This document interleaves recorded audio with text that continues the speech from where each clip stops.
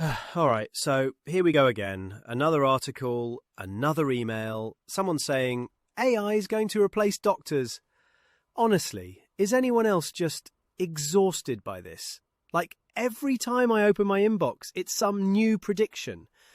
I mean, sure, AI is impressive. Reads scans, pulls up patterns, does things in seconds that used to take us hours. But really, 2025, that soon? I don't know, maybe I'm missing something, but it feels like people forget what actually goes on in a clinic. It's not just data and diagnoses, right? There's a whole lot more to being a doctor than ticking boxes.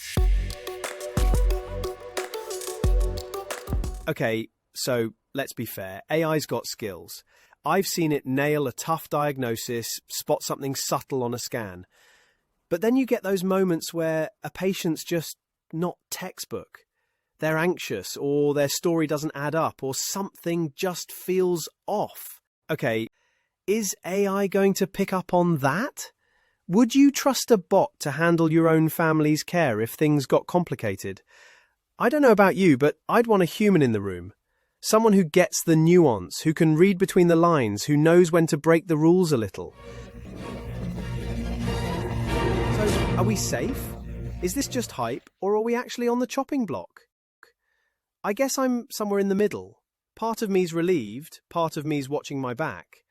AI's not taking over tomorrow, but it's not just background noise either. It's changing things.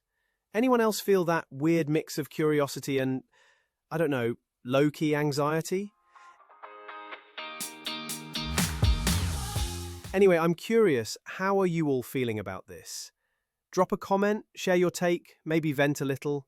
And if you want more of these real, unfiltered chats, hit subscribe, share this with someone who's got strong opinions, and let's keep the conversation going.